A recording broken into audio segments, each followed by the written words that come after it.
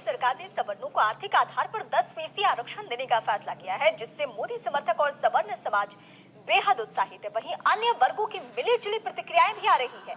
बीकानेर में मोदी सरकार के इस फैसले पर लोगों की राय जानी हमारे संवाददाता लक्ष्मण राघव ने।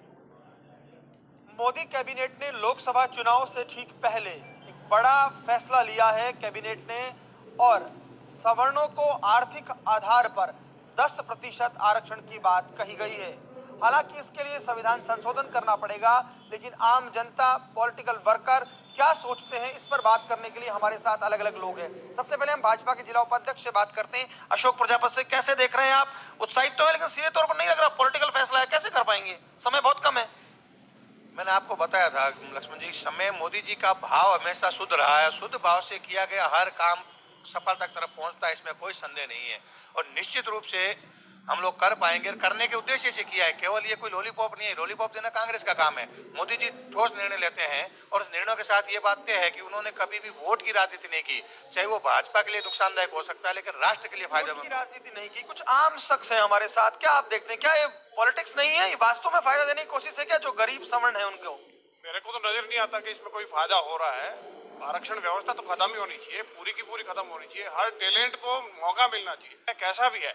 अपलिफ्ट करो, अच्छी एजुकेशन दो, फ्री एजुकेशन दो, और जीडीपी का 2% कम से कम एजुकेशन पे खर्च होना चाहिए। ये अलग राय दे रहे हैं। हमारे साथ भाजपा की हैं सुमन जैन, उनसे हम बात करते हैं। सुमन जी, महिला आरक्षण की बात हो रही थी, बीच में ये नई चीज आ गई, तो क्या कैसे देख रहे हैं आप लोग?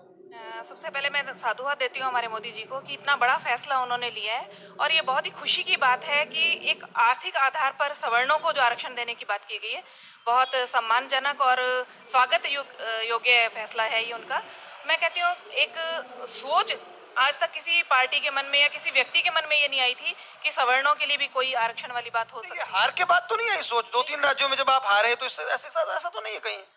आप शायद पिछले थोड़ा रिव्यू कीजिए इसको।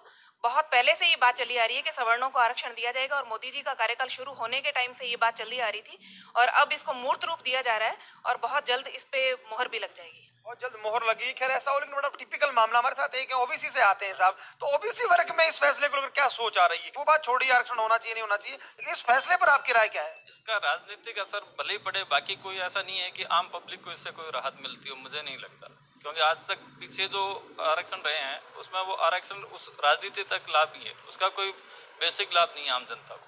नहीं तो आपकी ओबीसी वर्ग क्या सोचता है सवर्णों को जो 10% आरक्षण दिया जा रहा है उसको लेकर? आरक्षण किसी को नहीं मिलना चाहिए, ये फैसला इनको लेना ही नहीं चाहिए। इनको आरक्षण हटाने का फैसला लेना। क्या लगता है पॉलिटिकल फायदे के लिए लिया गया फैसला? खाली पॉलिटिकल फायदा है। युवा है, उनसे पूछते हैं कैसे देख रहे हैं साहब। कुछ लोग कह रहे हैं कि ये पॉलिटिकल लॉलीपॉप है, कुछ लोग कह रहे हैं कि भाई गलत है, सवर्णों को इस तरह नहीं दिया जाना चाहिए। आप क्या कहेंगे?